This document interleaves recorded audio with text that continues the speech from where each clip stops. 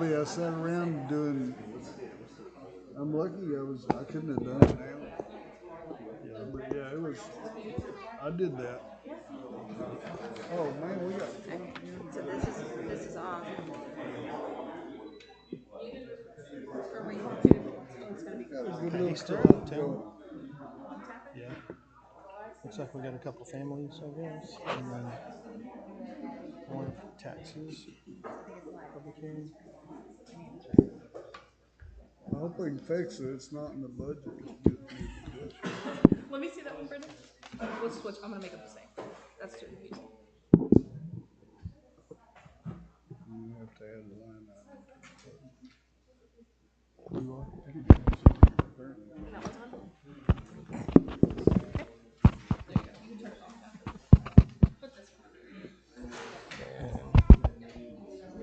You can have mine. I usually forget to turn it on.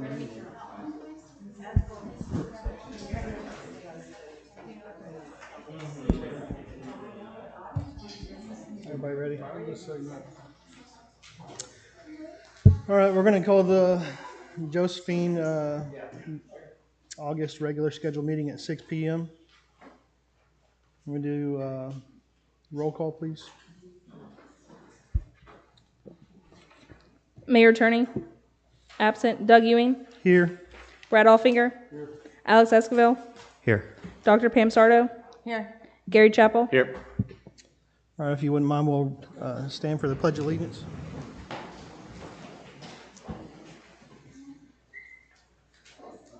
I pledge allegiance to the flag of the United States of America and to the republic for which it stands, one nation, under God, indivisible, with liberty and justice for all.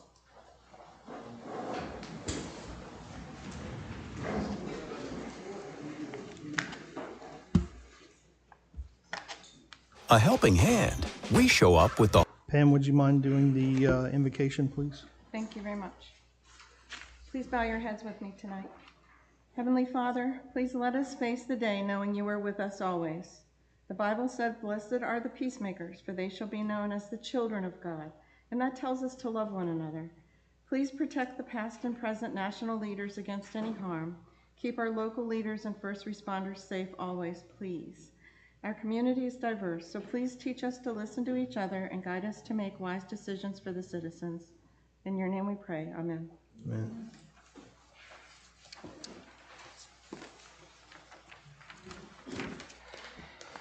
All right, Chief Graham, we have some, looks like we have some badges to pin.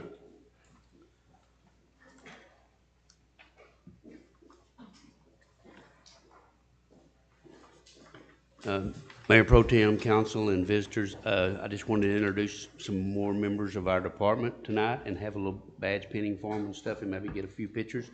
So if I can get Michael Chadwick and Danny Bose and Sergeant Sandor to come up here. I'll get your family up here in just a second. So just to speak a little bit about each one of them, I'm going to start out with Michael Chadwick first, to my right here. He just recently graduated the police academy in Commerce, so he's been in field training for several weeks now. So he's very new to this profession, so we're going to take our time with him and make sure that he gets it all right and look really forward. So far, he's done an excellent job. Then also to his right is Danny Bose. He also just recently graduated the police academy, but he was a deputy sheriff before, but he got out for a while and went to the private sector, and instead of just getting his commission back active again, he thought it would probably be best if he went to the police academy again. So he's probably going to do a shorter FTO program because he's already been an experienced officer at Hunt County Sheriff's Office and was a K-9 officer there. And then our last person is Sergeant Peter Sandor. He comes from the Collin County Constable's Office, Precinct 4 in Frisco. So he is a seasoned policeman. He's worked out of state, in state. I got a real high recommendation from his previous boss that I worked with back when I was a deputy sheriff. So really excited for these three. We're fully staffed now, for the first time since I've been here. So that's quite an accomplishment right there. But if everybody can just kind of give them a round of applause, and then I'll turn it back.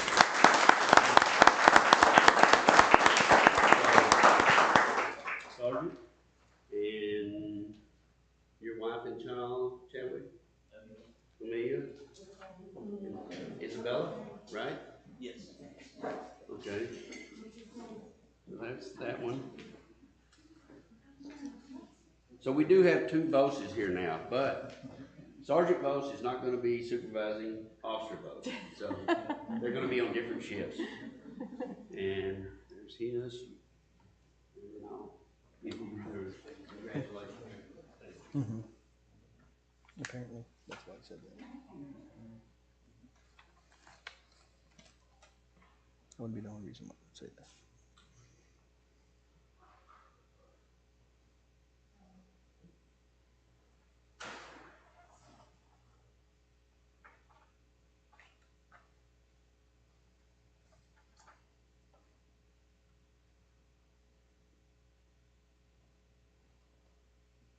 Okay.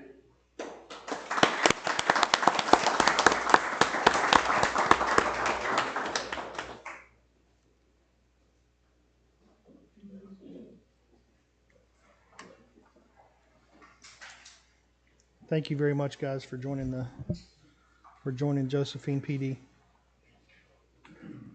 All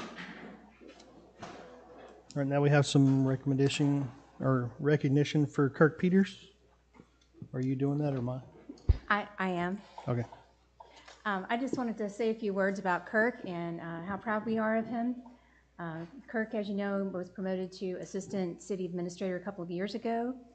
Since that time, he has done everything to improve himself, learn new things, and he recently completed Texas State University's Certified Public Manager program. So this took about a year and a half, and at the end of that, he had to do a large research paper, spent a lot of time devoted to this, and I just wanted to recognize him for his efforts. So he's completed that now, so congratulations.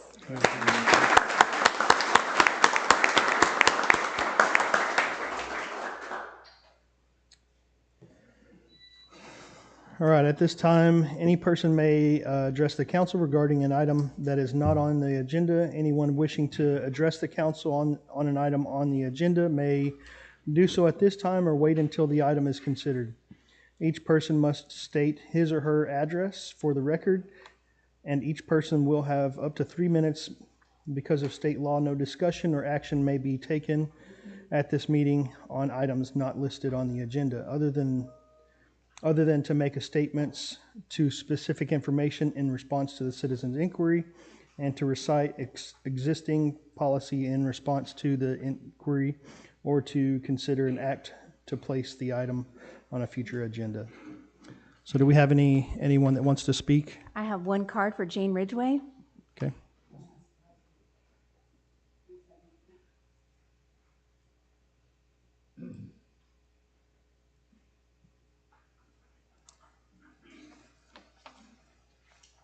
Okay, this is just to get some things on the record in case people didn't read stuff and look back at the video later.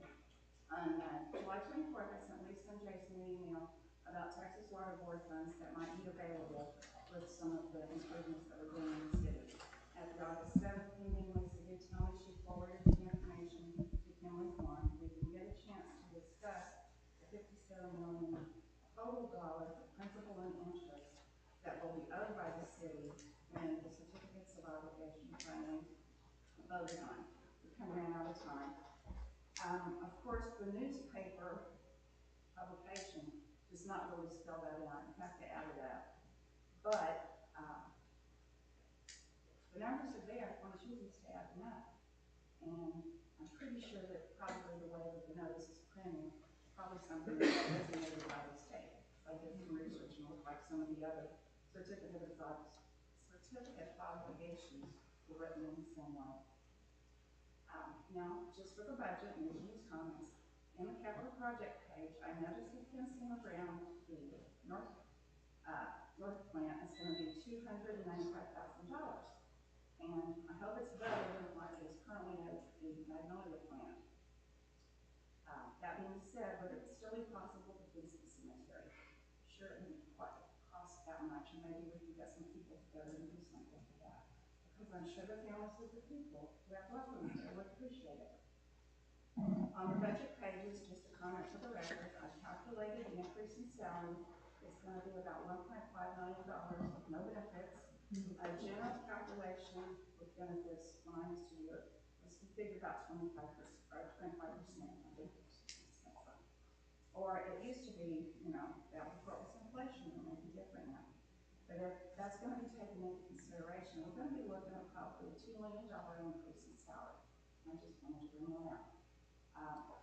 Lisa indicated when I was on the council, we would have a separate capital budget.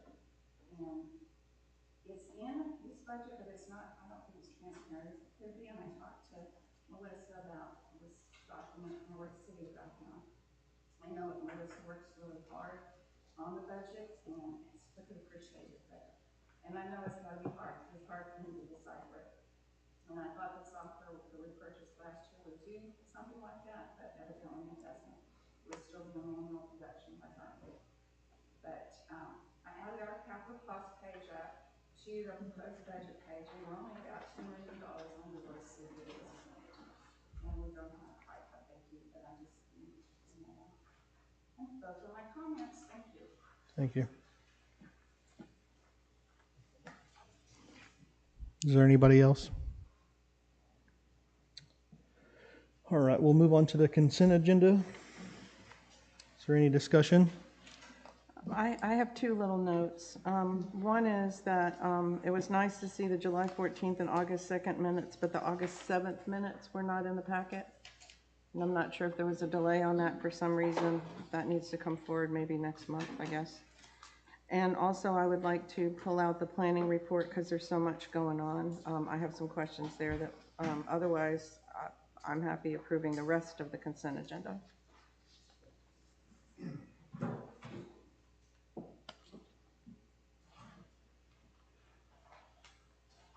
I mean, I have the minutes, I guess, for the August 7th?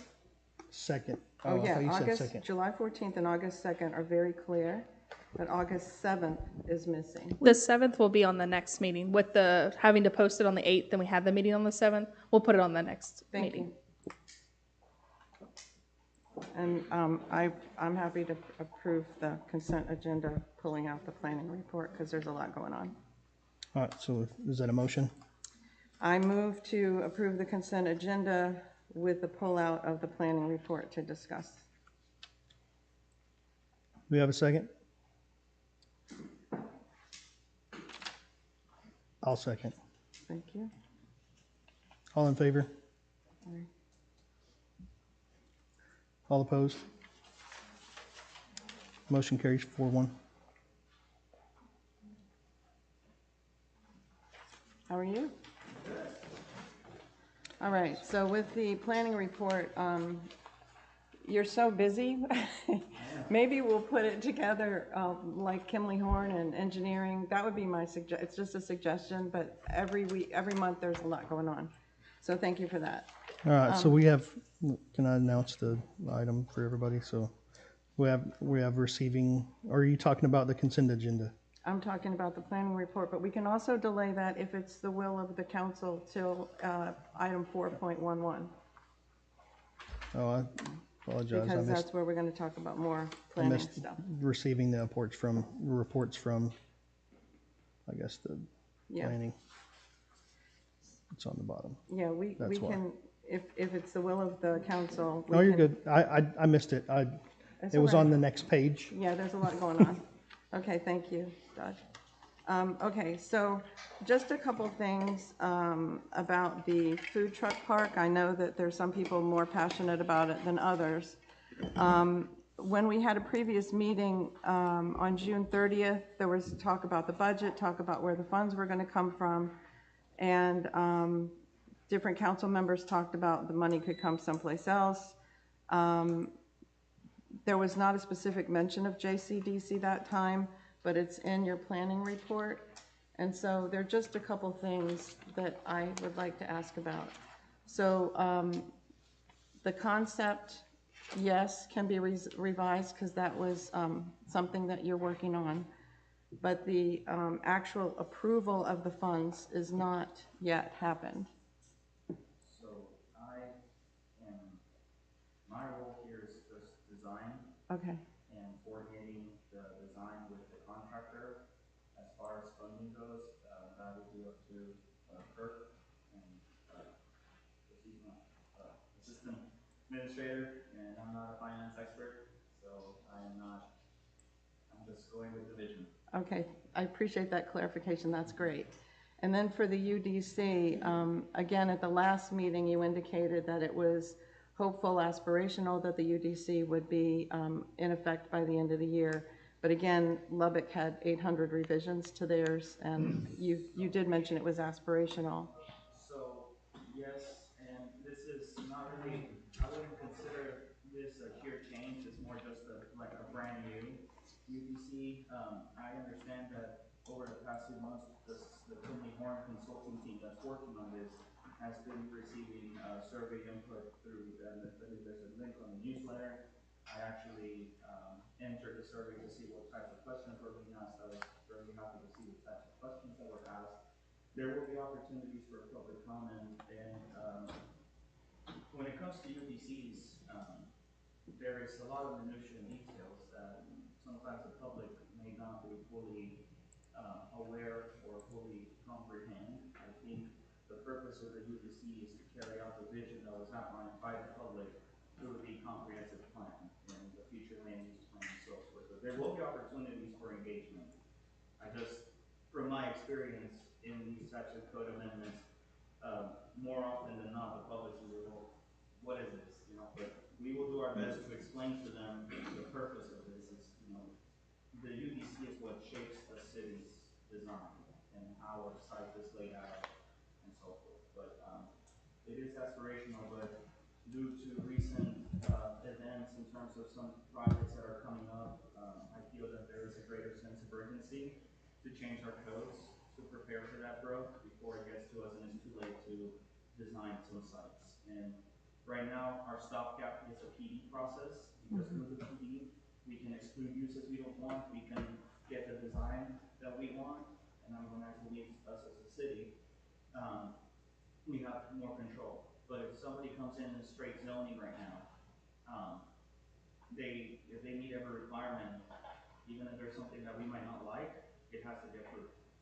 So there is a little bit of sense of urgency to change the UDC up front sooner than later. So that is why I have that little bit of an ambitious goal, but that's where I'm going to be focusing most of my efforts in the next few months. Thank you. And on item 2, I do want to seriously say I'm totally impressed with your transparency and your honesty.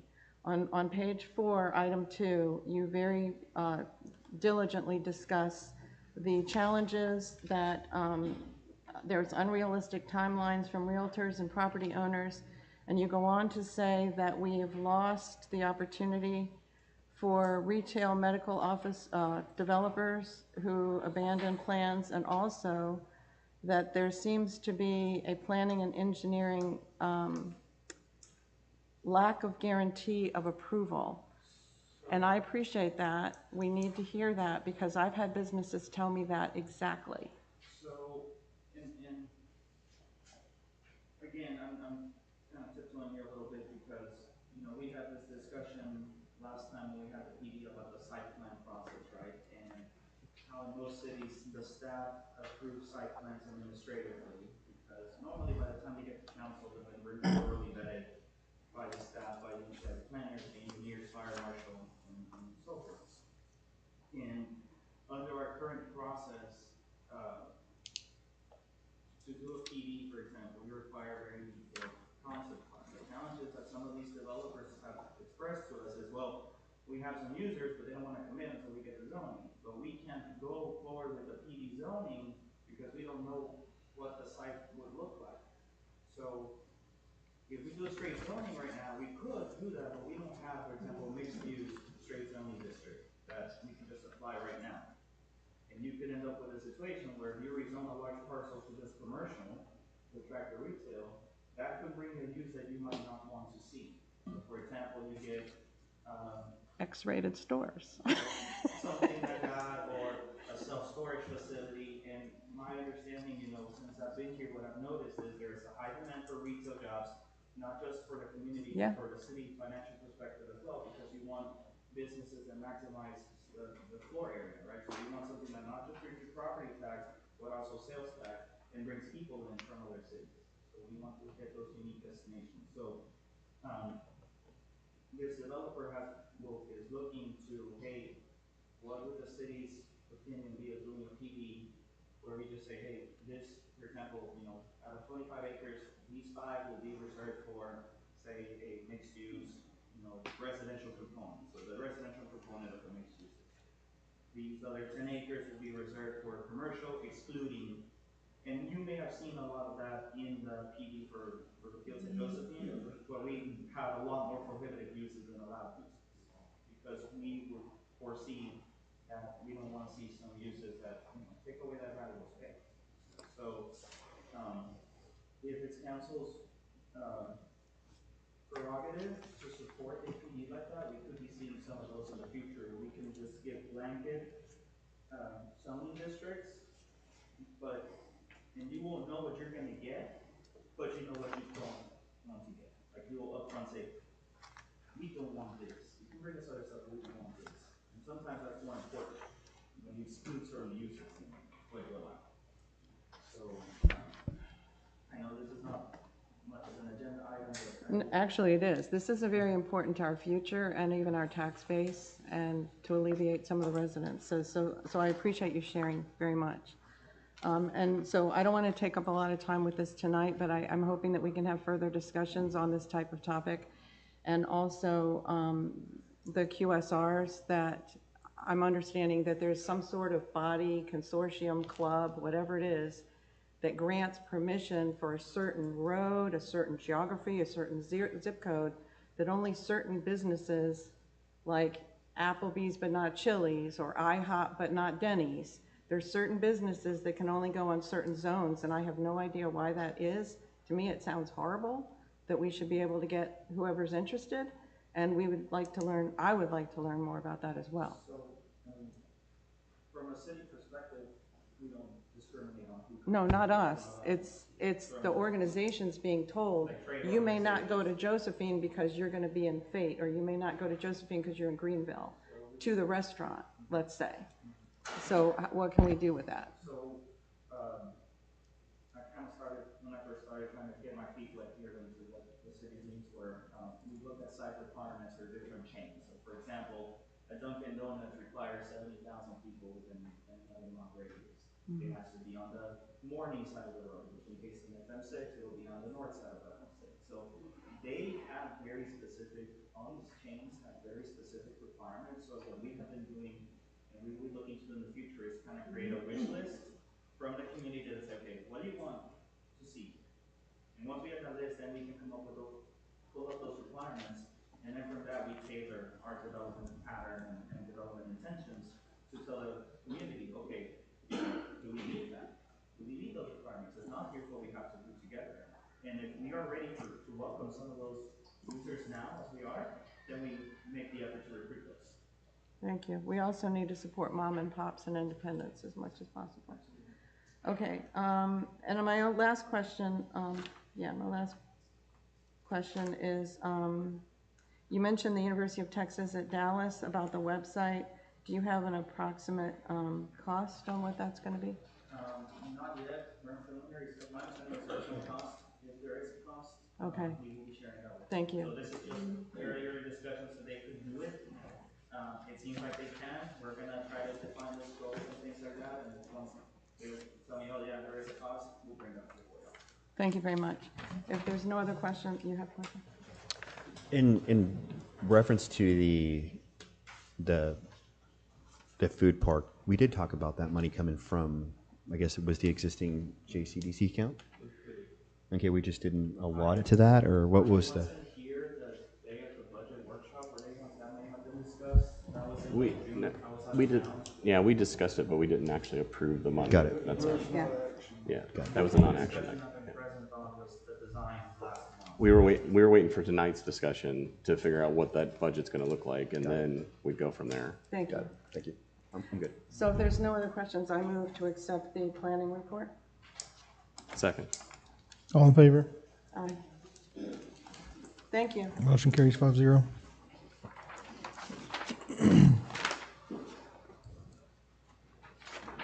All right, so we're going to move on to new business. We're going to receive a monthly engineering report from Dunaway DBI, followed by discussion and consideration.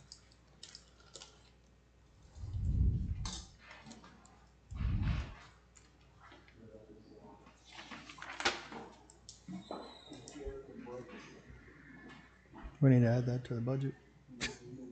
On the bottom, there's a button. There we go. Okay, thank you. All right, good evening, council. Hopefully you have a pretty easy update for everybody. We'll start with kind of developments and how things are progressing. We've kind of mentioned the past couple iterations of council meetings that the wildflower development is still kind of trending towards a fall when they like to get started again, kind of with their on-site facilities and their planning and all that good stuff. The two big developments kind of under construction, Morningside and Morgan Farms, are both moving very rapidly, capitalizing on the dry summer weather. They just wrapped up kind of repaving Jordan Street from all of their off-site utilities. I drove that the other day and I thought it looked out very well. And status of engineering design projects. Both wastewater plants are moving along very well. Again, really capitalizing on kind of the good weather right now. Kind of seeing a lot of stuff kind of getting above ground. You know, have to do a lot of subgrade prep for some of those big structures, and so steel and some of those buildings are starting to kind of come up now. And then the other one kind of note of the list is the 12-inch Milton Street gravity sewer line improvements. We've got a pre-construction meeting set up for next week, with the contractor expecting to begin construction in September on that project. Any specific questions on those items or anything else that we got going on? I just have one real quick one. Yes, ma'am. The very last item regarding the ground storage tank, there were some property options that were to be shared with Kimley Horn. Do they also get shared with you, or you wait until a later stage in the process? I don't know if I got to see those properties. I know I've kind of talked with Kirk a little bit about some of them in different areas, so roundabout ways things get passed on to me. Okay, thank you. That's what I have. Any other questions? Thank y'all. We have a motion. I move to accept the engineering report from Dunaway. I'll second. All in favor? Motion carries 5-0. All right, now we're going to receive a monthly engineering report from Kimley Horn and Associates.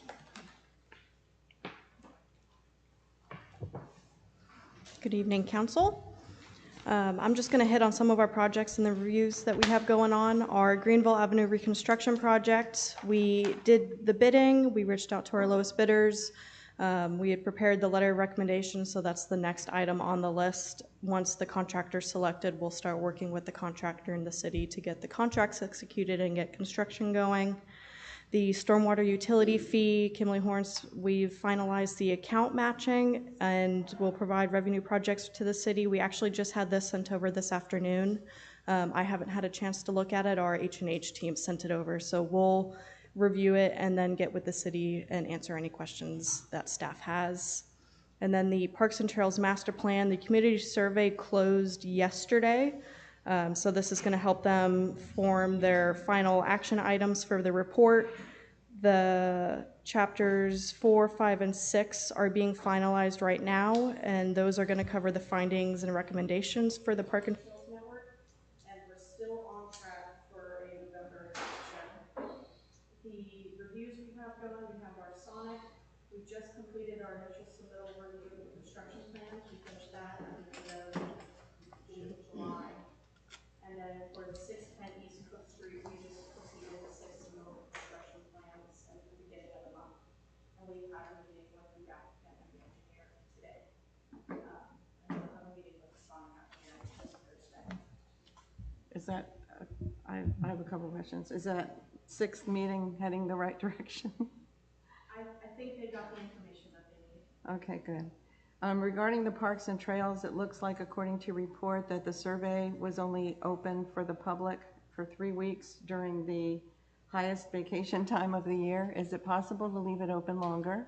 I can find out. I don't know. There might be other opportunities for public input. I'd have to go back and look at the schedule, but if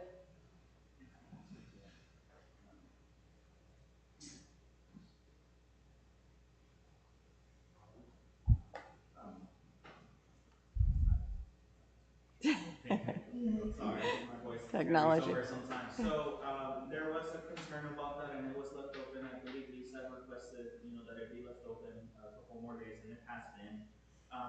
This is based on the timeline that had been adopted for the expected adoption date, which I believe is October or November. The part that was the survey was kind of ranking some of the priorities that were identified previously based on the open house results. So it's more of a refinement. In my opinion, we have received sufficient input, and then this second round of input that was received will be taken to finalize the last concepts, and then the actual draft chapters of the plan, and some of the more major elements will be presented in another open meeting that we scheduled. And I could bring a report next month if you prefer. I can expand on that in my monthly report, just kind of timeline and where we're at in the process and further opportunities. Thank you. That's all I have.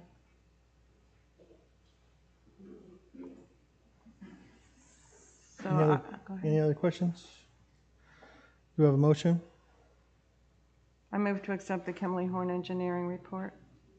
I'll second. All in favor? Motion carries 5-0.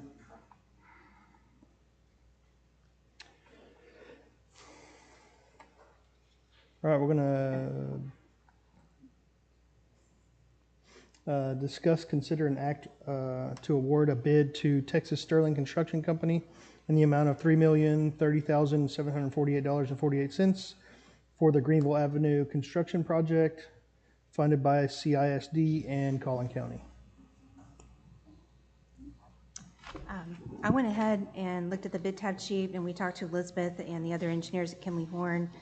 Their top three of the lowest bidders, they vetted those, and they did their research on, got references, that sort of thing. So any of those three would have been acceptable. I went ahead and put since they were, I just added the lowest bidder on there as far as award of bid recommendation, and that would be to Texas Sterling Construction Company in the amount of $3,030,748.48. And again, that's for the Greenville Avenue reconstruction project, and it is funded by partially by Collin County with those open space grants, and the other part by CISD. The part that we would need to fund is limited to construction observation. Is there any discussion? We have a motion? I'll make a motion to award Texas Sterling Construction Company the amount of $3,030,748.48 for the Greenville reconstruction project funded by CISD and Collin County. We have a motion and a second. All in favor? Motion carries 5-0. Right, we will receive an update from Project Manager Ethel Hudgens, representing AGCM regarding the Public Safety Building Project. How's it going? What we have here is the July report. The main highlights in here is that we're foreseeing a date change. We have now a delivery date of November 9th. And this is because of the reasons that affected the project schedule. One's been services. We have had struggle a little bit with on-foot getting power in there. We had some rain days and that affected the concrete pouring. So that'll be the main issue there. There's also a change order, so we're foreseeing that it will be approved, and that will affect the delivery as well. And we can talk about the change order and make a decision today or discuss it further. So we have here on the health indicator the budget, which is excellent. We're on budget and we're about to finish for the building. the schedule is average. For a project this size, I think it's something that we could expect regarding the delay. The quality is a good quality of the building. It's jumping up. We're working with the contractors. And have what has been achieved on this period, that percentages.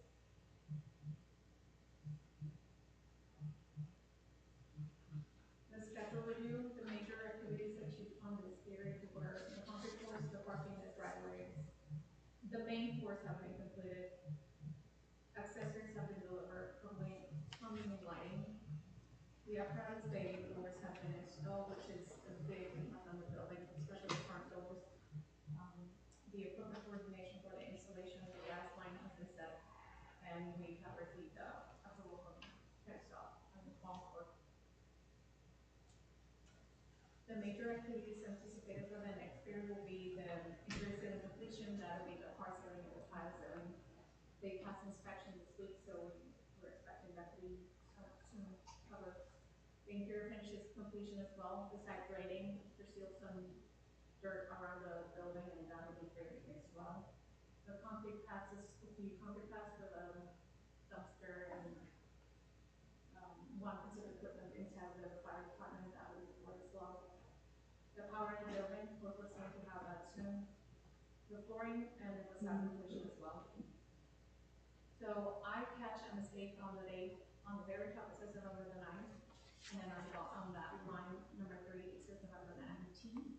So we're discussing those dates, and if we want to be conservative and we're aiming not to come back and push the date again, I think November the 19th would be a good date, especially because we're trying to, have a nice opening and wrap the building nicely with the furniture and everything installed.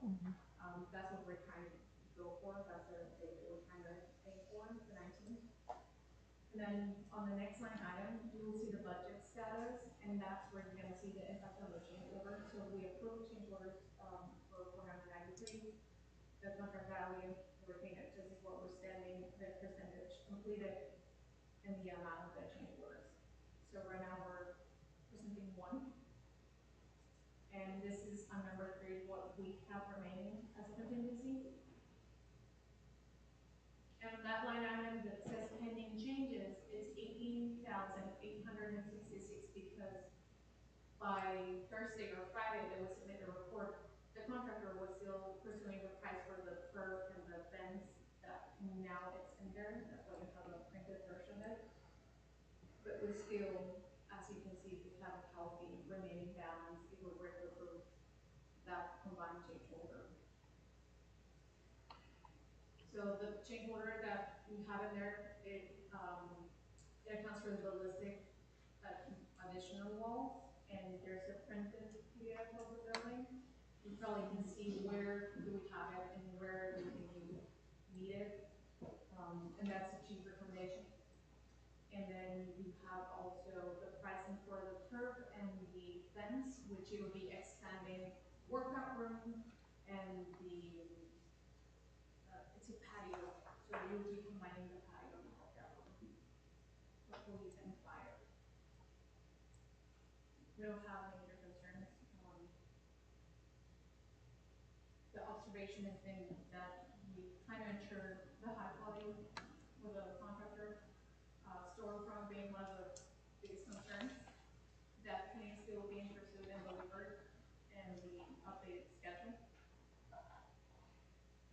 Below you'll see what we have paid so far on the drawings and the photos of the building as of last week. So any questions? No, but what I'd like to do is move to accept the AGCM report, removing the contingency until we discuss it on item 4.5. So simply deleting that item 3 until we discuss it at the next agenda topic. I'll second that. All in favor? Motion carries 5-0. Thank you. Alex? No. All right, the next item is to discuss, consider, and act regarding a possible change order for the public safety building project to add additional ballistic sheathing to several office spaces at a cost of $18,866 to be paid from owner's contingency funds.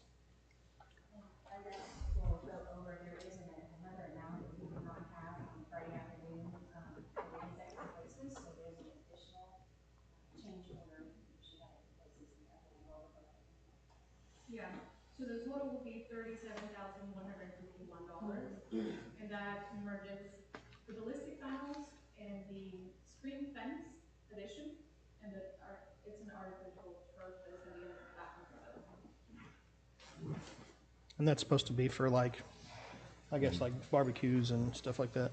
So the exterior walls of the structure, is that a solid piece of concrete? Is it cord? Some of the areas of the building are concrete, but not all the areas of the building. Right, but the existing structure, to my understanding, it's essentially it's a poured concrete slab and they stand it up, correct? Some areas, yes. On this exterior wall piece, do we know? We have the apparatus bay, which is concrete, the whole apparatus. Mm-hmm. We have a small shelter, and there's one more one next to. I'm talking about just existing. Yes, that's what we have.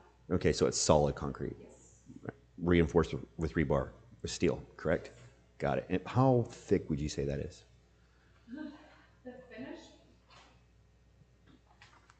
Almost a foot. Okay, cool. That works. Thank you. That's it. That's it.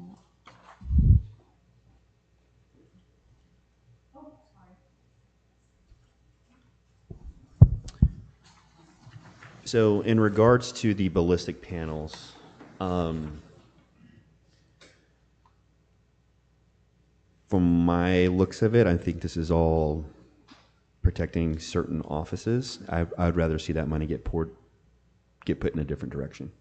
I think 12 inches of solid concrete with steel rebar inside of it provides plenty of ballistic protection already as it sits. I mean, I'm sorry, some areas of the building are concrete, not all the building. Some areas of the building have that. If you allow me to, I can just go ahead and point that out for you. Yeah. Yeah. See, this is all concrete.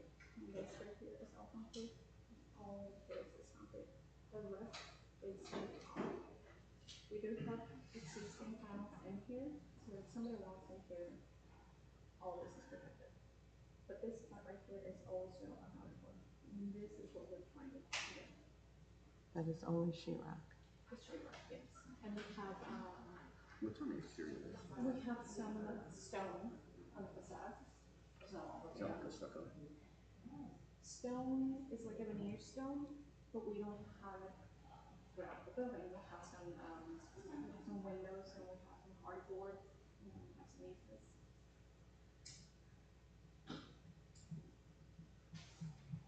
And one more question. Yeah. And exterior from here, is there any kind of back here as well? No. And it's just the same side walls. Yes, correct. What's different in here, you have a parking lot here, but in here, there's not a lot of access because there's controlled access. So all this is parking lot, but there's a gate you cannot secure. So it's gonna be, somebody wants to come through the back, it's gonna wait for that.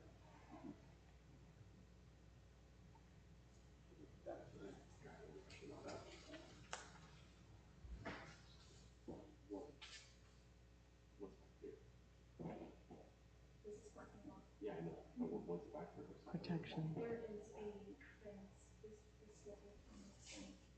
And what is that?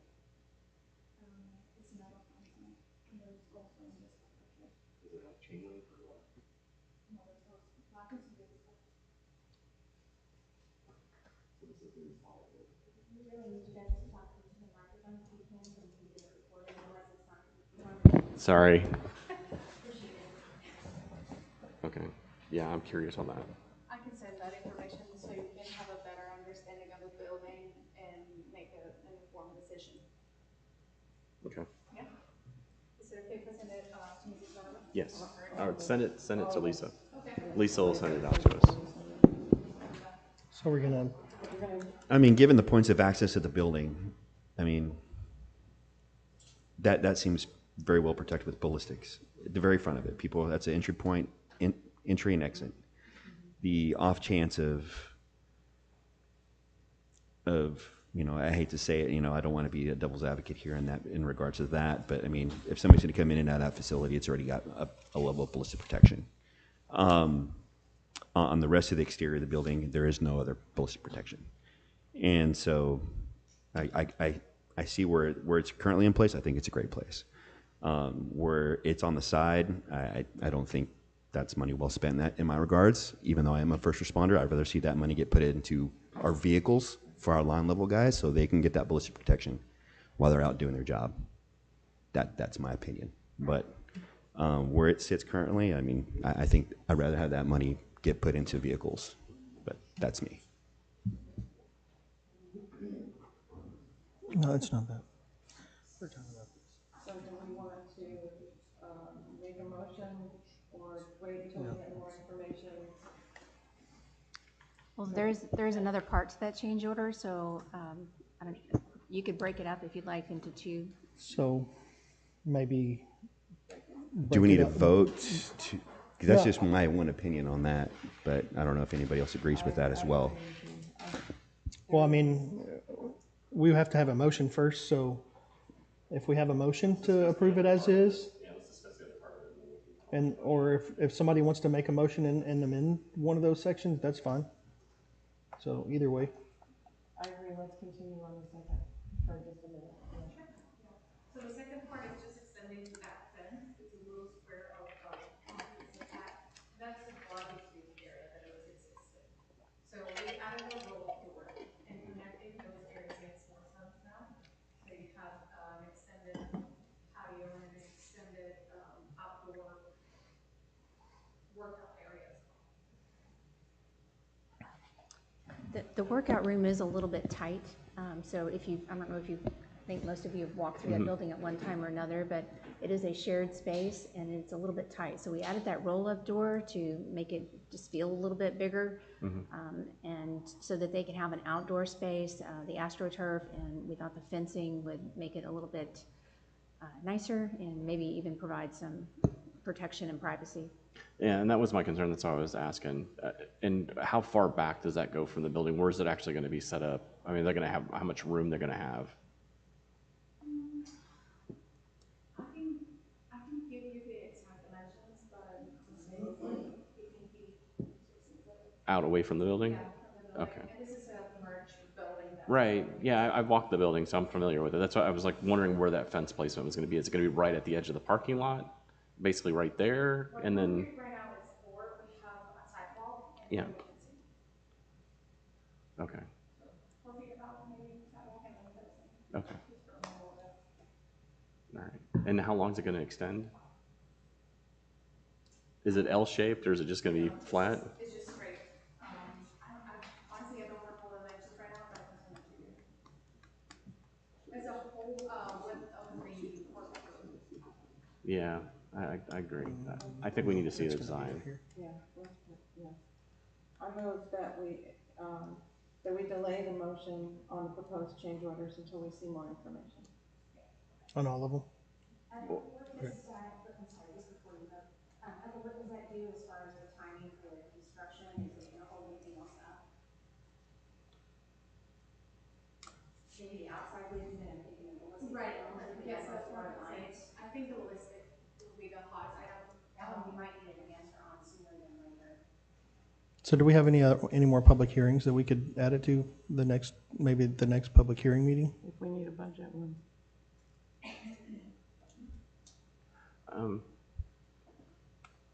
I mean, if you're willing to retract, I can say my. You motion. can make it, you can amend my, Because what I was saying was maybe we just, I think we don't have a lot of support for the ballistic, the additional ballistic right now, if it's going to be an issue. So that would be the amendment that I would be looking for. that's fair. I think he wants some time. If I just have a few minutes. Sure. To talk about the list. Whenever we first started this project, they asked me what my biggest concern was, for the building. And my concern was the safety of the people who were inside the building. I was at McKinney PD when it got attacked. And I was also here in Josephine, after the attack here. Recently there was an attack on a DPS office in Texas. This ballistic panels is going to protect some areas for the people inside that won't be protected if this police department gets attacked, which could likely happen. There is some ballistic panels already in place right now, and this would just be a little bit more of the area. I think if we delay any of it, there's going to be some painting already done and stuff like that. So I think, in my opinion, if it's something y'all don't want, I think it probably needs to be a decision that is made pretty quickly, because they're going to continue to work and get this work done. So my recommendation for the safety of the people inside would be to go ahead and do this. But of course, that's a decision for y'all to make. Chief, what, does your office have ballistic protection? Yes. Okay. And I'm sure this was thought of beforehand before the design of the building? I wasn't aware that the ballistic panels did not go past my office. Understood. But everybody that's inside that office is going to be working should have some layer of protection, correct? Is it a part of uniform? You guys have level 3A armor? Well, I mean, some of these spots we're talking about are CID spots. Correct. They're going to be in plain clothes. Understood. To their back, to the area where. And on that side of the building, there's no entry or access points, correct? There's no entry or access points on that side of the building? Correct. So the only entry and access points has ballistic protection, also to include that corner and where you office at. On the left side of that, where our firefighters, they don't have any ballistic protection. Yeah. So if an active shooter were to come in or do an attack, if they decide to go left, I mean, our firefighters have no ballistic protection. Okay. But when we were doing the planning, I mean, I was only. What I'm trying to say is that, you know, our guys out there in the streets, the guys that are actually doing the work as well. I understand the detectives. I understand that they have offices. They need to be all that, and I get all that. But I think tearing down existing already built structures to add in, I think this should have been thought of ahead of time. To come in after the fact on a statistically, you throw out a couple of, hey, this happened here, this happened there, but they're going to come in and they're going to do an active threat on an entry or exit. They're just not going to shoot up one side of the wall in hopes that they hit somebody. So I don't see that. Unless you can show me a statistic or a study where somebody just randomly decides to shoot a side of a wall, I get that.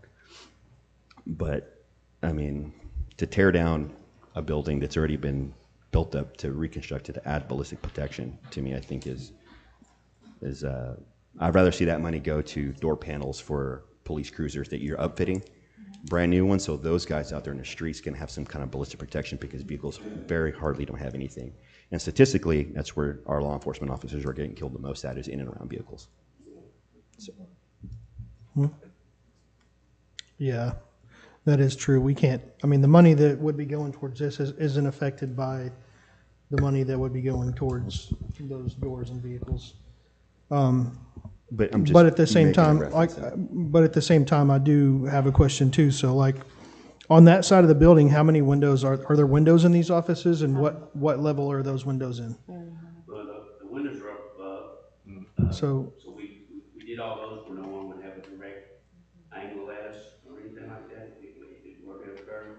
So the windows are really not a problem. They're not level 3 or anything like that. Well, my concern is basically where the veneers. I mean, I'll be straightforward with you. Like, I have to rely on you two as police officers to make a decision. When I So, was in the sheriff's office, we had beautiful windows at the sheriff's department, and every new investigator we got, we put him in that spot, and he was like, "Oh, I have a beautiful view." And then after about 6 months in there, he realizes why we put him by the window, and he wants to move back further into the office. Okay, then I propose this. If we're going to do that, if we say yes, then I want it on the fire side as part of it as well. I want that. Looking at the design on the left side of the building, there's no ballistic protection. So if we're going to do it, we need to do it for everyone, safety and security of all of our employees, to include the fire department. So not just on that one side. So change order, if we're going to do it, we're going to do it for both sides. I think financially that there's, it would have to be abandoned again probably, because at this point, if we did it for the whole building now, it would, and like I said, I had no planning on the fire side of it. I was only doing the police side of it. But I just don't think we could. Do we have any?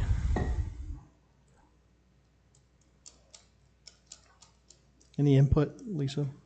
So I was not in favor of it, and that's why we were looking at it. Okay. So what do you say about the budget if we did it on the, what did you say about the budget? So the good part is that we have a still a fairly healthy contingency. It was an owner's contingency to start with.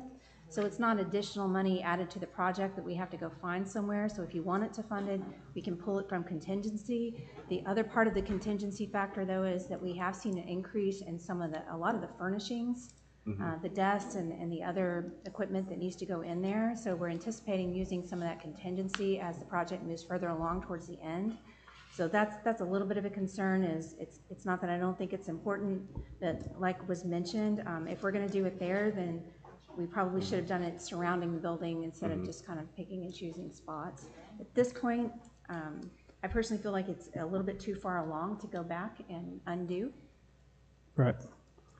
And I'm with Alex. And I If don't we're know gonna how you protect make a part of the building building, we need to 100% protect it all. Correct. protected. Well, I mean, it's kind of hard to talk about this publicly. We can kind of give perspective because, I mean, honestly, if they can get in on the fire side, then they can probably get from the fire side to the police side.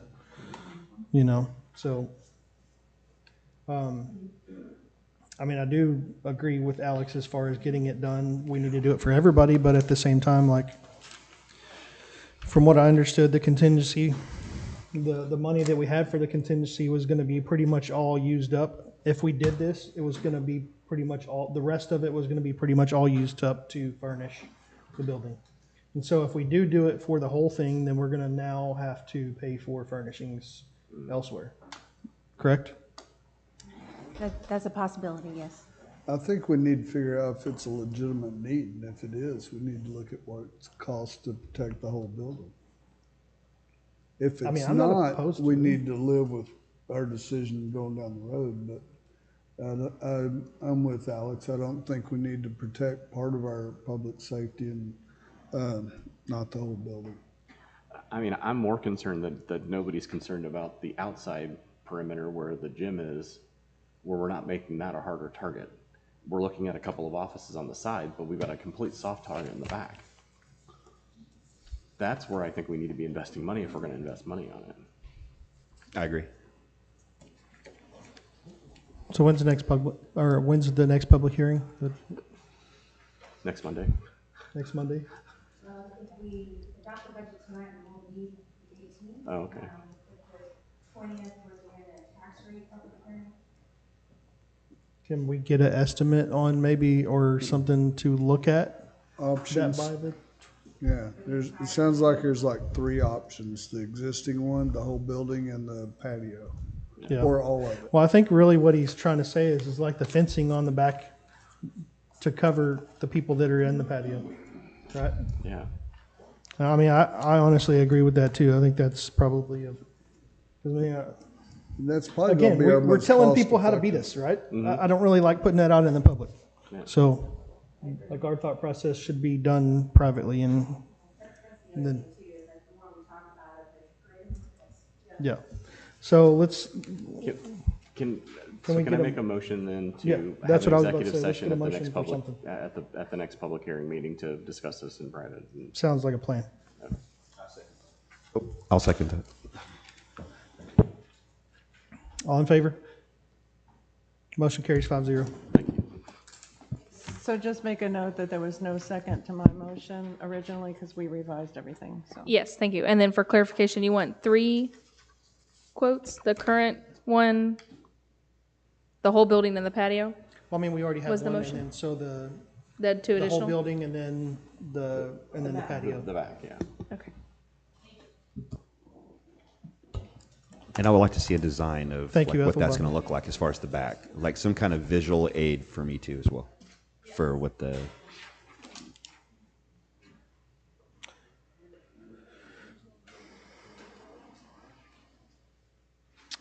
All right, we're going to move to item 4.6, discuss, consider, and act regarding the order of the special election to be upheld, on November the 4th, 2025 for one term to correct the term date to expire in even numbered years for Collin and Hunt County. Yes, so this has to be a special election since it's not the regular places they're at, so at some point in time, and I couldn't tell you which one, but at some point in time, someone didn't complete a term, and someone else finished a term, but the years got off, so we're trying to get it back on schedule. So this would be a one-year term, special election. Do we have a motion? I make a motion. Motion for a one-year term to election to correct the term date to expire in even numbers of years for Collin County. I'll second. Oh. All in favor? Second. Motion carries 5-0. I'm assuming you're voting for it since you made the motion.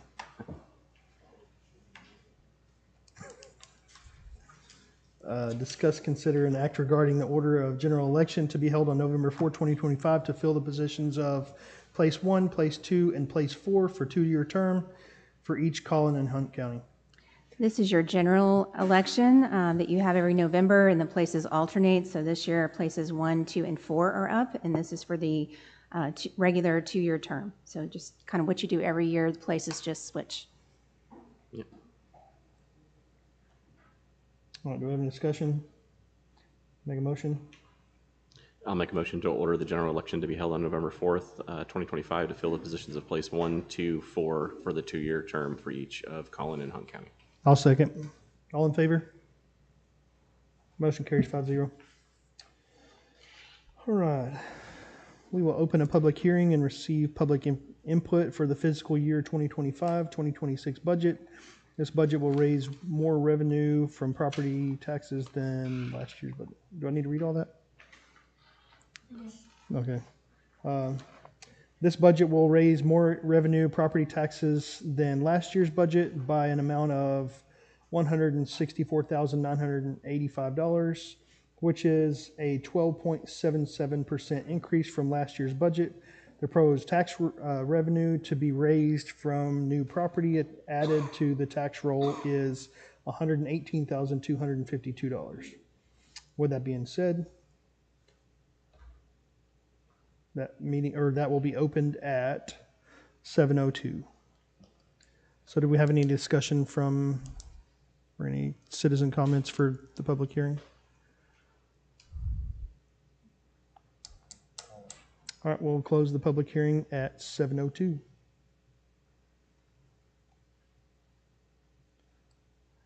All right, is there any, we'll discuss and consider and act on adoption of ordinance approving the budget for fiscal year beginning October 1st, 2025 and ending September 30th, 2026. Do you have any discussion? Comments? This is basically the same presentation you had at the last meeting. If there are any changes, they were very minor. Melissa's here to answer any questions that you may have. You have a couple of options. You can choose to adopt the ordinance tonight, approving the budget. If you do that, there are actually two motions that need to be made. One approving the ordinance, and the second one is to ratify the property tax increase reflected in the budget. And those are just the way it's required to do by law. If you do not want to, some action has to be taken on the budget. If you prefer to not adopt tonight and you want to push that forward, you just need to say that we're postponing into August 18th.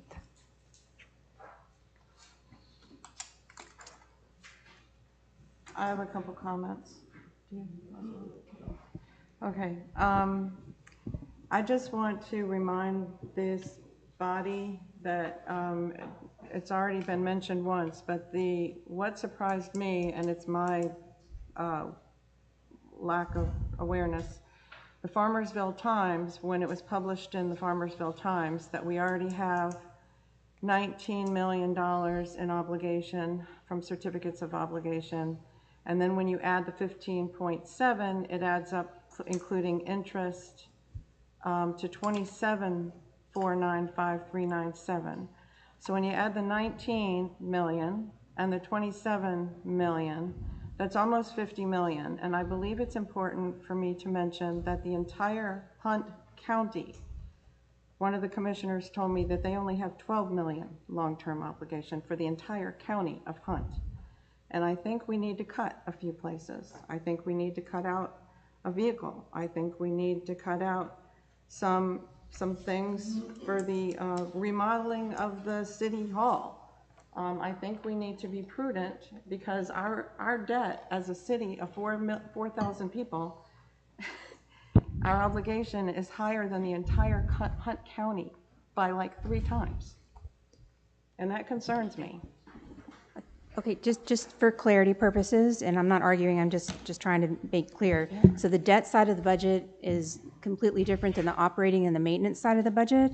So if your concern is the debt side and issuing the debt, it's important to know that that debt would be repaid over, it's like your mortgage, 30, 40 years out, and the people that repay it it's not coming from the property tax, it's coming from the utility fees that we charge, so the water and the sewer. And most of that is going to be for new customers added to the system over a period of time. So just that part. On the other part, on the operating and maintenance side, if you wanted to cut something there, we'll be happy to take your input on that. And if you want to postpone the meeting so we can adjust it, we can do that. But I just wanted to offer some clarity on the debt versus the operating and the maintenance. And I appreciate that. And it's very clear in the Farmersville Times that you want to use it for water, sewer, treatment, the wastewater, but also infrastructure and other things, construction, for example. And I just think that for a city of our size, it takes my breath away what the long-term obligation debt is, whether we're growing or not. It's just my opinion.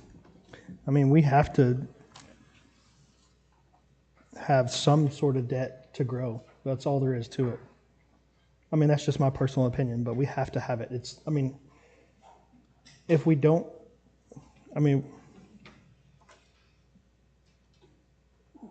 if we spend our money that we already have if we spend our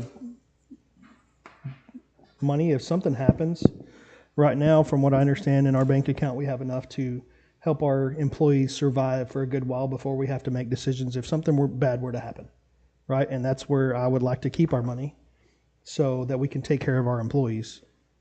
So we have to assume debt. We have no issues taking care of that debt as of right now. If something bad were to happen, I'm sure there are insurance policies that would help us take care of some of those in some aspect.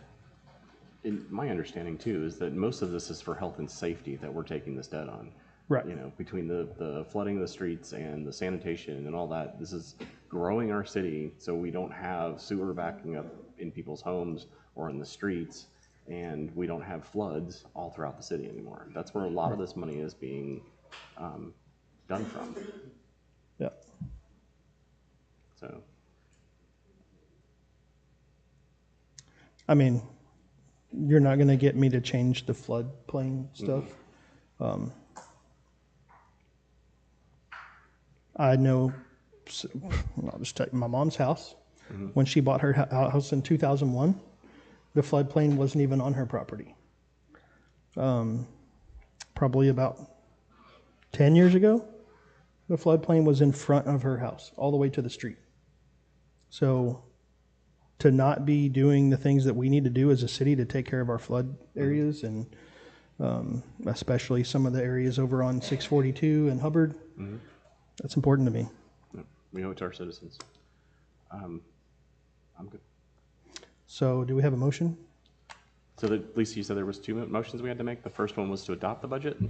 Yes, so at your places, you should have a sheet that looks like this. Uh-huh.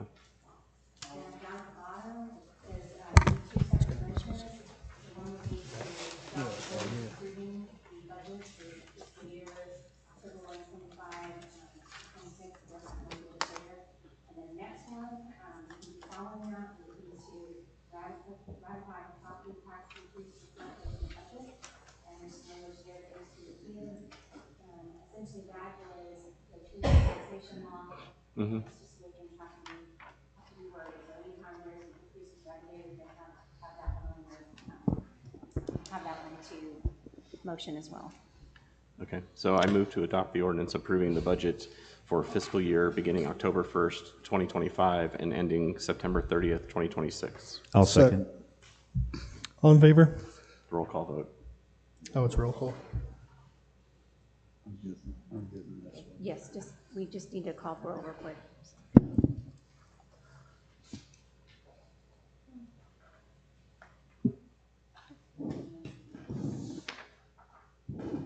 Sorry. Doug Ewing, Aye. Brad Alfinger, Alex Escobar, Aye. Dr. Pam Sardo, No. Gary Chappell, Aye. So motion. Mayor Turney. Sorry, absent. Sorry, never mind. So motion carries 4-1. Are we ready for the other motion? I'll move to ratify the property tax increase reflected in the FY 25-26 budget.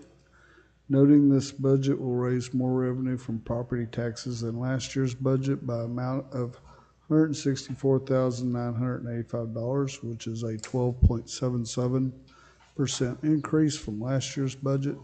The property tax revenue to be raised from new property added to the tax roll this year is $118,252. I'll second. I'd like to discuss. Just for those in the audience, I just would like clarification. It's kind of too late to discuss. I mean, Sorry? Didn't we already ask for discussion? Am Yeah. I allowed to share with our citizens? Yeah, go ahead and enjoy it. Thank you. We're in the middle of a vote. yeah. Well, okay. I guess you made your second so fast that I didn't have a chance. Well, we discussed it before we ever made the first motion. This is not, I just want Let clarification. her get it over. I just want clarification that the tax rate is the same.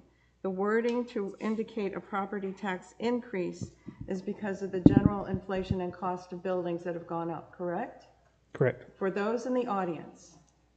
So, not exactly. So the tax rate that we're proposing will be at the next meeting, the next public hearing, and that's the same rate as this year's rate. That's what I wanted clarification on. Anytime there's any revenue that's over last year's revenue that will be collected, you have to make that statement on ratifying it. And I appreciate the opportunity to share that with those in the room who may be citizens. I apologize. Now. I actually planned on saying that at the end, but I apologize. Okay. I apologize for interrupting the vote. Go ahead. All right. All in favor? I think, do we have to do a roll call again or no? Okay. Doug Ewing, Aye. Brad Alfinger, Alex Escobar, Aye. Aye. Aye. All in favor? Motion carries.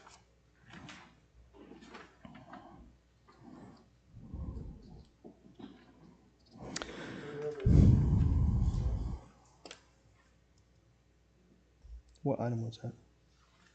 I lost. General public hearing, budget. Okay, so that was the same. So we're on. 4.11 on the food trucks. Yeah, there we go. All right, now we can receive an update from Downtown Food Truck Park from City Planner McGill.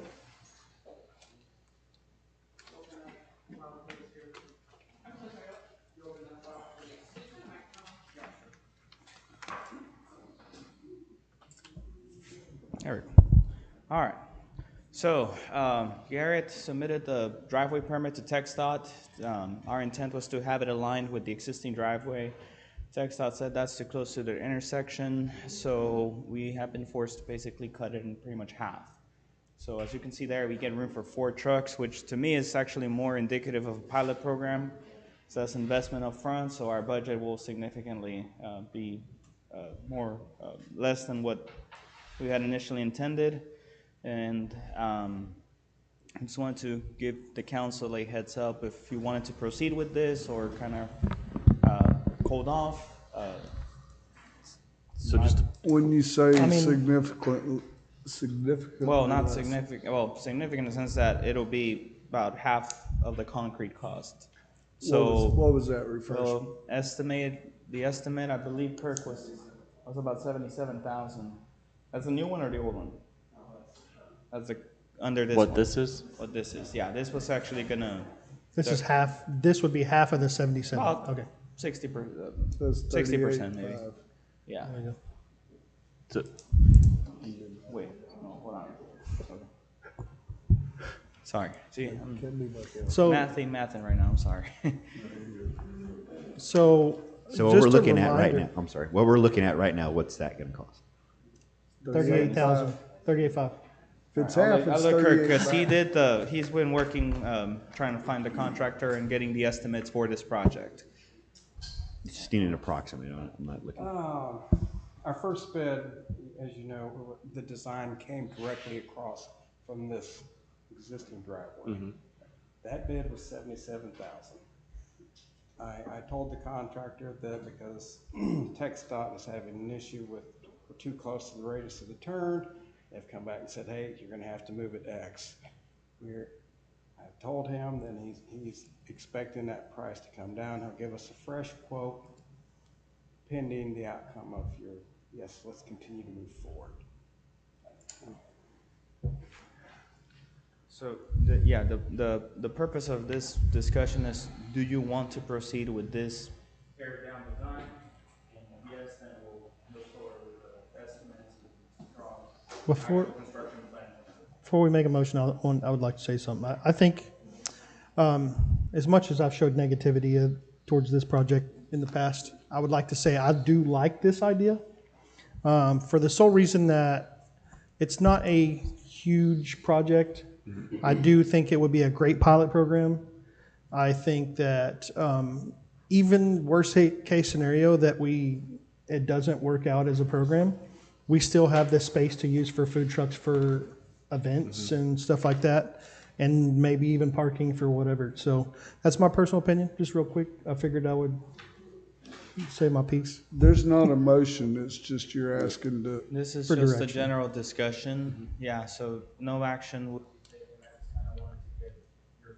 so the only thing, I'm still good with the other amount, but I know that it's, sorry, let's stand up for a second. Yes. I'm gonna shout really loud, so if we can. This section here is basically what we cut off, right? Yes. And the reason that we had to cut it off is because of the driveway, so everybody goes this way to go exit. They didn't want the entrance to be that close to this Right. curb. Right, so, but we could still go this way with concrete and use it for additional parking, other food trucks, I mean, yes, no? It could be, but just, But- maneuverability for trucks, like food trucks or other vehicles would be a challenge. You couldn't exit out that end. Understand that, yeah. I see what you're saying, you want to do maybe like a hammerhead, but, I mean, the functionality of that was, we looked at that as an option, but it just didn't feel appropriate for this location. And also to control costs, we felt that it was better to just pare it down.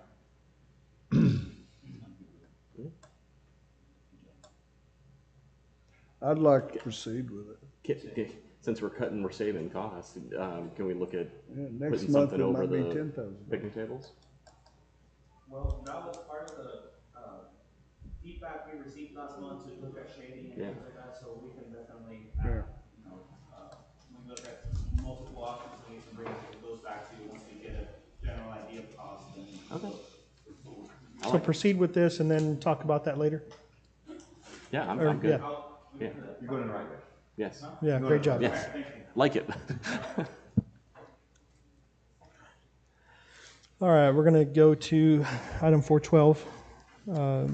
Discuss regarding changes to the public safety fee for fiscal year 2025-26 for homes located in Magnolia Point and Riverfield Municipal Utility District. Yes. Yes, so at your places, the long-awaited public safety cost recovery study and service agreement review is finished. I got it this weekend. I would have put it in the packet, but I didn't get it in time. But I did want to talk about this regardless tonight, if nothing else, just for transparency purposes. So built into our budget are these fee increases. So I just wanted that to kind of be clear that we wouldn't have a balanced budget without them. We're not approving these fees tonight. We typically don't do the fee schedule until after the budget is approved. As we get a little closer to October, we'll probably bring it to you in September. But I did want to go over just kind of the very, very basics of it, and we intend to put these on our website. And we'll be happy to answer any questions. We've had a couple of people come up and talk to us, and we're more than happy to explain it. But the gist of it is it did turn out, the study did show that we were being underfunded by the MUD. Showed the current funding models are outdated, the contracts are inconsistent, and it leaves critical service costs unfunded. So essentially, the city taxpayers have been subsidizing some of the services in the MUD for a while. Because we're expanding and we need to add, fire department personnel, if we did not raise those fees, we would be drastically subsidizing.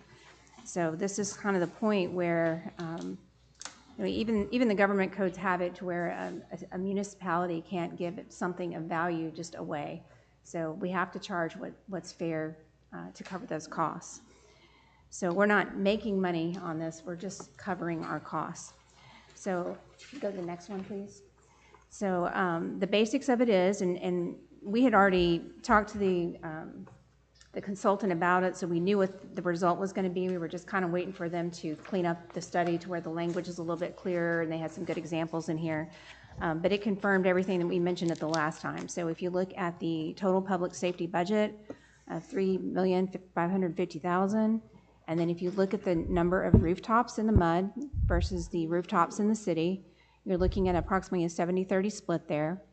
But if you take that total police budget, you divide it by 12 months a year, divide that by the number of total rooftops, you end up with 7740 district. The MUD district pays $5 of that per month. So the residents' total charge would be $72.40 a month.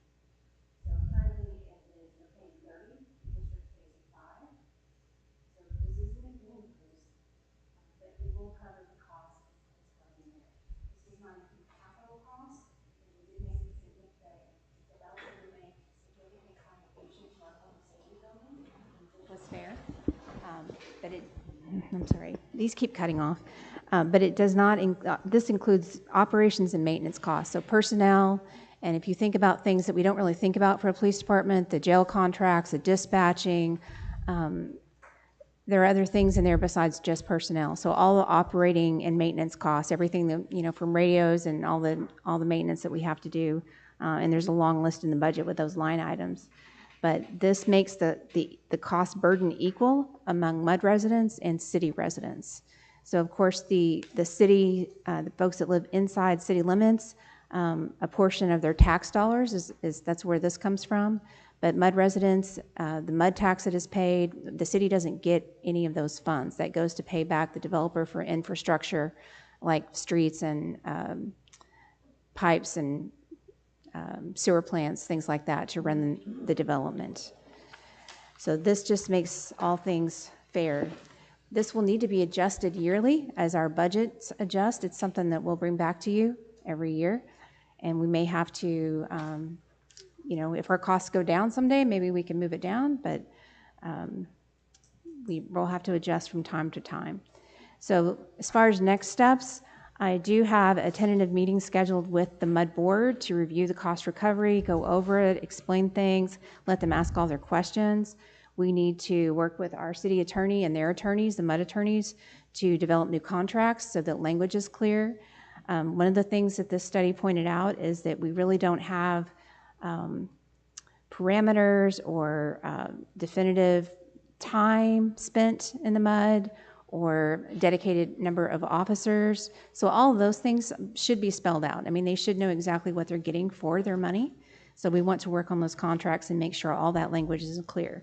So that's kind of what's up next as far as staff and the attorneys and the MUD getting together. I hope to have all that ready to go in September. We're going to publish all this information on the website, answer anyone's questions, and again, we hope to have an ordinance updating the fee schedule, as well as any additional new contracts or amendments to contracts, defining further the service levels and any performance measures. That's what I have for you tonight. I'm happy to answer your questions. Maybe we should put microphones in the budget. Brad too. said that at the beginning of the meeting. Anyway, I realize you got this just recently, but if you have questions, if you'll just email me personally, I'll get back to you. I encourage citizens, if you have questions, you can email me or anyone here.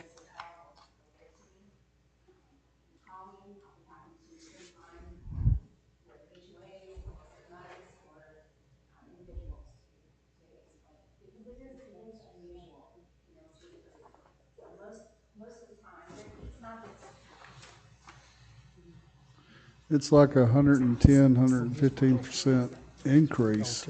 It is a big increase. But we need to make this right at some point. The part that's unusual, and I didn't mean to cut you off, I'm sorry. I just didn't want this microphone to die again. The part that's unusual is that the number that we serve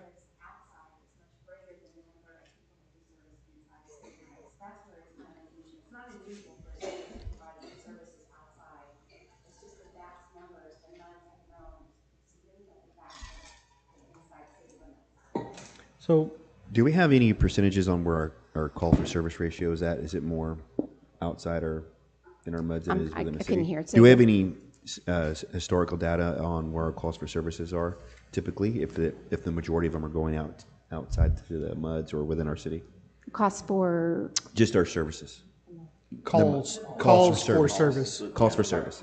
Oh, okay. So one of the issues that we have experienced is, while the fire department has something that will break out the calls, our current dispatch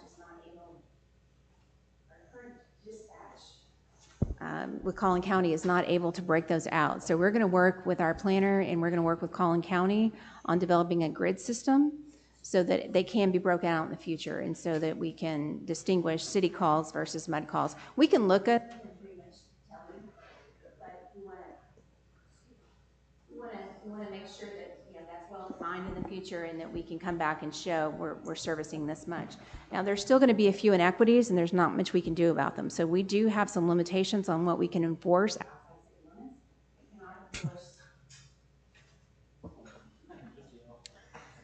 We cannot enforce city ordinances outside city limits. So things like code enforcement issues, noise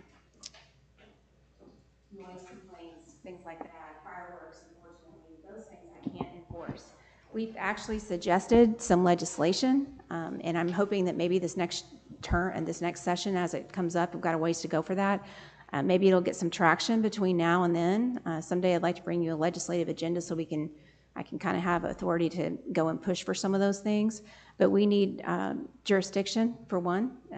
We need some sort of state allowance for us to enforce by mutual agreement those ordinances to make it all fair.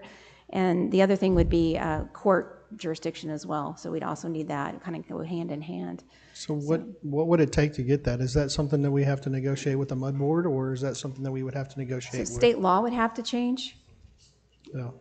And then the MUD would have to agree to it. I think the MUD would be happy to agree to it. From the conversations I've had with their attorneys, they don't really, I'm not sure this applies to everyone in the MUD, but from the attorney's perspective and the MUD board's perspective for those members I've spoken to, they don't have issues so much with the increase. It's just they want to know what they're getting for what they're paying. Right. And I agree with them. They should absolutely know what they're getting. So and I think you brought it up at one meeting, like the basic thing is just to make sure that we're all paying our fair share. That's the term that I've heard the most. Yes. Now, there is another method in here.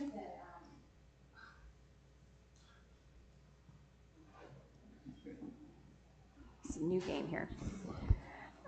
There is another method that is tied to home valuation. It seems to be trending among cities that serve MUDs. I'm not 100% convinced yet. I just want to watch it to see, like, if we did go that route, let's look at it to see what we would have put in place and see how that would look next year. But they use things like an average value for the MUD, and to me, that kind of defeats the purpose of having a valuation method if we're going to just average the value of all the homes in the MUD. So I'm not ready to go to that one yet or recommend it, although I think it's an option that we should look at going forward and just study it a little bit more. But what we do know is the formula in here, and the consultants who did the study acknowledged it, that does cover our costs, and it is an equal and fair way. So going into this budget year, I think that's probably the only way we can look at it and have it to be completely fair to MUD and in-city residents. But I think we take the next year or two and we do look and study a little bit deeper into that valuation method. I know Riley and Justin, and there are a few other places in here in the study that they mentioned. But that's a big change, and I just want to make sure that there's not an opportunity to lose money. I worry about what happens when values go down, but our costs don't go down. So I just have some questions about switching completely on how we charge folks.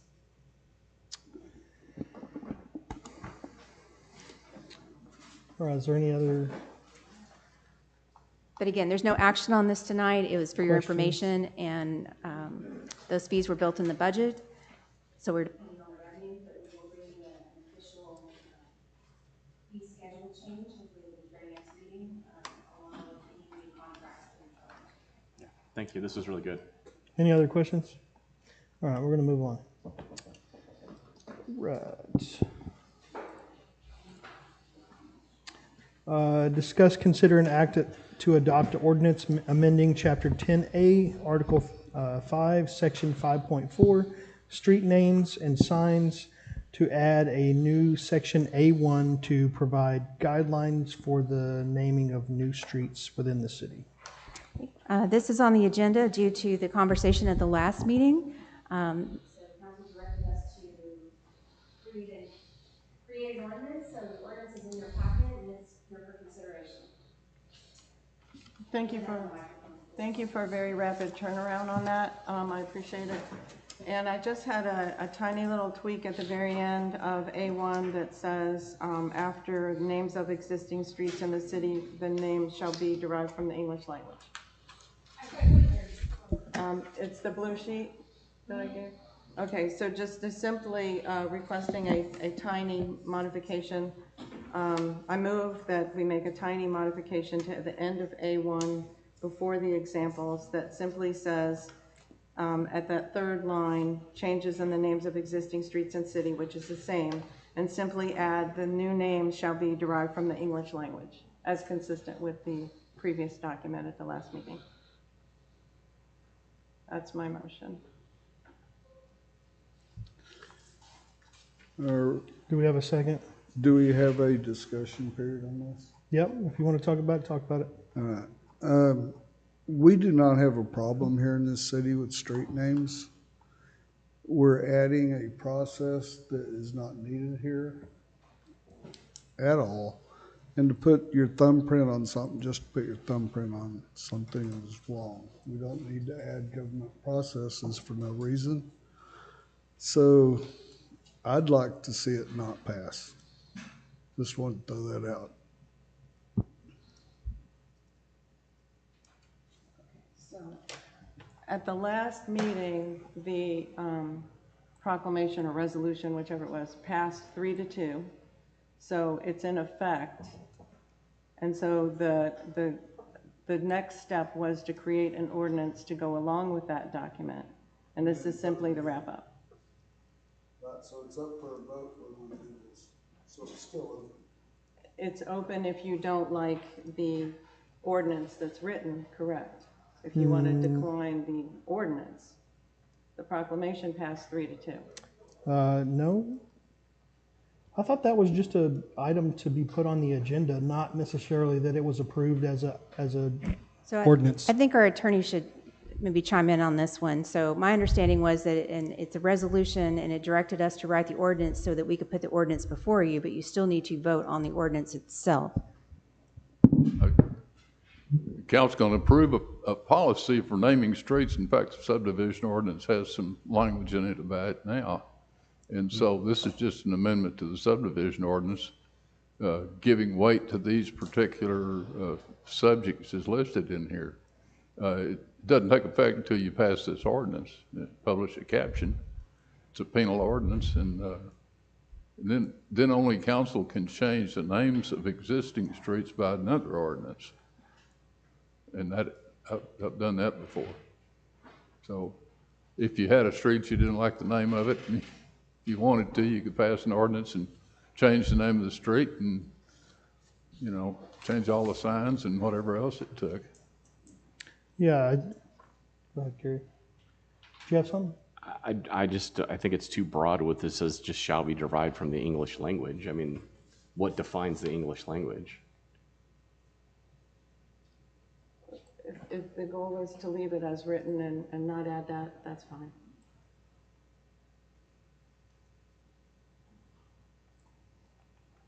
I would accept that as an amendment. Do you have a motion? We have a motion. We're waiting on discussion. We never got the discussion before the motion, so we're given the chance for discussion. If somebody has a second, we can have a second. I'm not opposed to it. All right, do we have another motion then? Is it the will of the council to eliminate the phrase that I proposed and just leave it as written? I made a motion to add the little addition, but if it's the will of the group, I'm okay leaving it as written.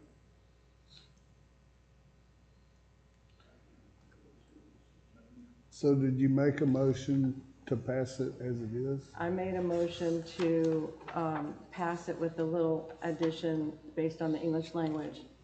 I understand there's a little hesitancy there. We didn't get a motion on, we didn't get a second there. Okay. So are we looking for a different motion? An amendment or different motion, sure.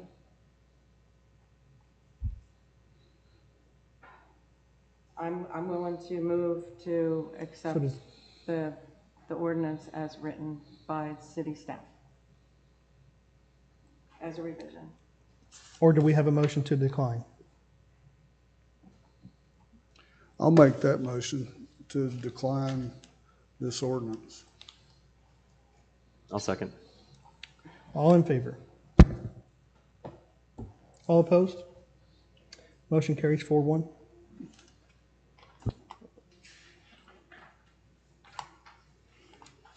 Where does this have to be got? Oh, please.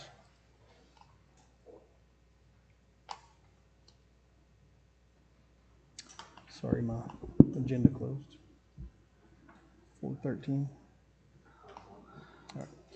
Discuss and provide direction to staff to initiate a request for qualification process for city attorney, city engineer, or other professional consultants as directed by council. Yeah, so I put this on here at the request of one council member and also the mayor. And he mentioned that there was no particular reason, but perhaps it's just time that we review several of our consultants. So he suggested city attorney, city engineer, and any others that council might want to consider. So it's just on here, and I will take whatever direction you want. Just keep in mind that professionals, engineer, attorneys, architects, they're professions that you ask for qualifications, and not based on low prices or low cost of things. And others would be proposals that could possibly have fees.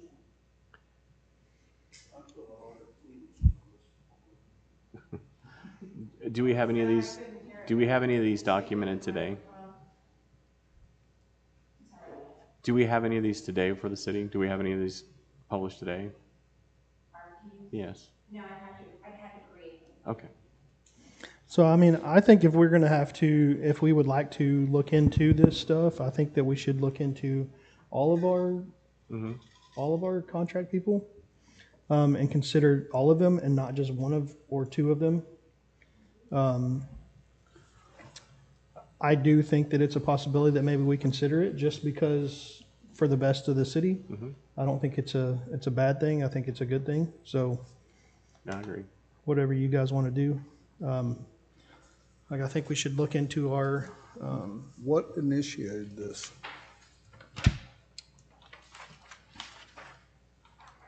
I had one council member and the mayor approach me and make a suggestion for it.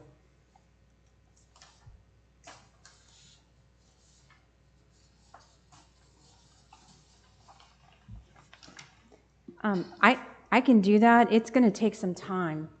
Yeah, it's not gonna be- Yeah. It's not something that's going to happen in a meeting or two. We'll have to go through it and look at, some contracts may have times that run out on them, others may be more open-ended. So we'll have to kind of review everything that we have.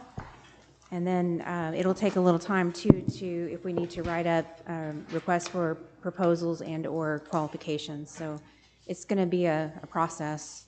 I think probably the only one that we would have an issue with is maybe our animal control, because we had a really hard time finding an animal control. And I'm not saying that we don't look into it, but I'm saying it's going to be really hard. That's not going to be something that's going to happen overnight, no matter what. When we hired that animal control company, like it was really hard. And we've had nothing but rave reviews from them, from what I've heard. I called them, they were out 15 minutes later. Yeah, they're Yeah. really responsive. I was Yeah. amazed. I Well, thought it'd I be a mean, day. since we've hired them, they've put locations closer to here that they can be here in 15 minutes. From, I don't, Patty's not here, so if I remember right, when we first hired them, they were in Denton. Yeah, so at least an hour, right? And they still came and did the things that they needed to do. And then now they've opened a location in Fayette or Roy City I or think something? they have some kind of facility. Yeah. Something. But I thought they had an employee based out of there as well. Yeah.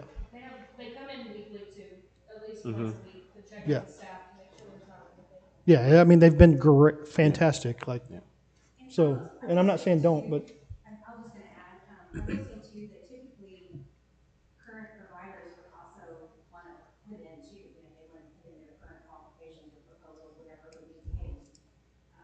So we would, even reach out and just say, hey, we're doing a review, we'd like you to put into that as well. And sometimes cities won't ever change, it just says that they looked at it and they've done their due diligence and they may end up right after they work with the same provider or maybe there is some change. That would be Yeah, my concern is timing on the city staff. yeah. Well, You know. I mean, we can also push it out after election, budget. Yeah.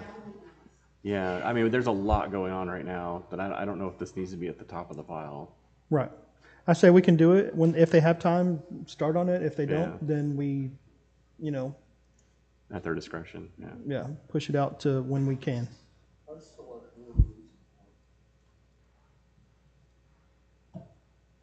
I'd still like to hear the reason for it.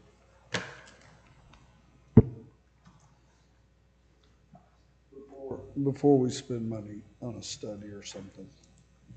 I agree. I want to know what was brought up.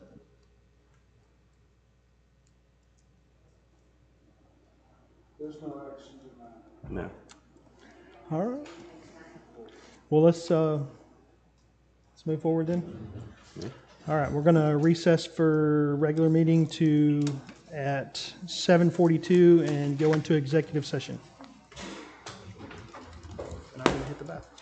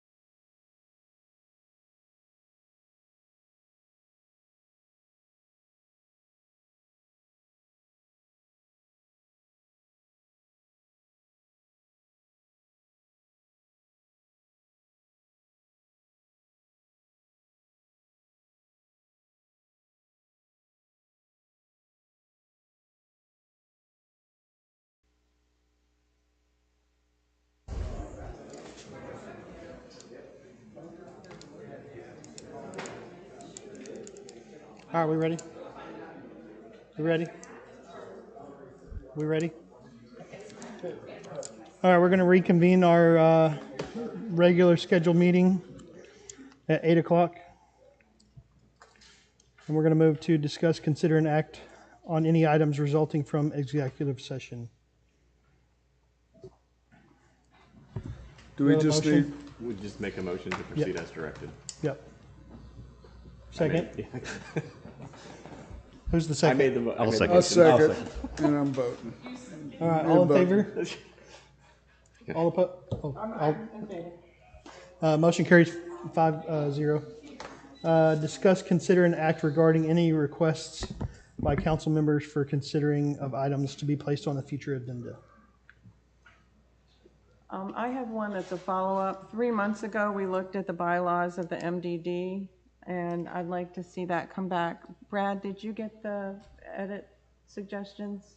If not, I can get them to Lisa again. No, I have them. I sent them to Justin, the consultant, and he sent back some comments, and then we got heavy into budget, so we just kind of set it on the back burner, but I do intend to bring it back.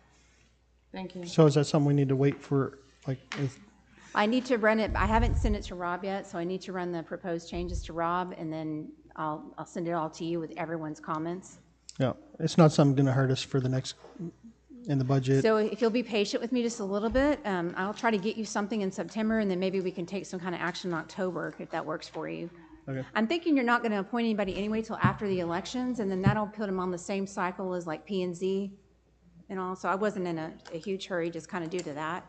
And I wanted to get budget and tax rate out of the way, but we do need to address that sooner or later. Anything else? The one thing that Ms. Bridgeway brought up about the North Texas and the fencing around the cemetery, I think that's a good idea. We probably should look at it and see if it's a possibility of doing something like that.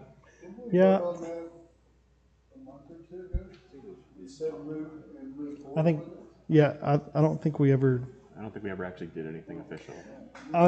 right now it's just chain link fence, I think, right, Jane? There's a fence of some sort, but it's a chain link fence, right? So maybe some sort of wrought iron fence? If you go look at the Bear Creek Cemetery down in Nevada, that's right off of 6, the fencing that's around that's really, really nice. And then maybe consider putting city names. Something like that, yeah. Do we, how do we go about being able to put their name on there? Yeah. Maybe ask Nevada about how they did it. Did they have to pay to put their name on the cemetery, or? But.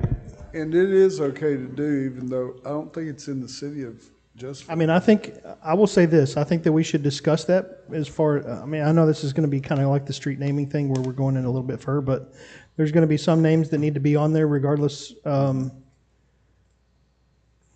past mayors, past city founding people, some of those things maybe to discuss, to put on there regardless whether their people are here to pay for it or not. Yeah, I like So- that aspect of it being the history part.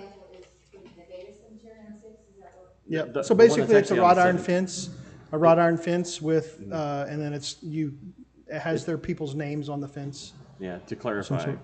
the cemetery they were talking about is the one that's actually on 78 just past 6. It's off on the right-hand side going towards Farmersville. Oh, there's one. And there's also the one Bear Creek Cemetery. They didn't put any names on that one. It's Oh. just the wrought iron fence around. Oh, it. yeah, okay. Yeah, I was talking about the one on. Yes. Yeah. Yeah, no problem. Yeah. And since she's not here, but probably Bobby Hamilton, probably maybe one Yeah. of those. Yeah, Hi, we need a Mike. motion. So I make the motion for it. I need someone to second it. I'll second. Thanks. All right, All in favor for the put it on the agenda? yep, all in favor? Do we have a I second? make a motion to adjourn. Okay, I'm good with that. Second, all in favor? 5-0.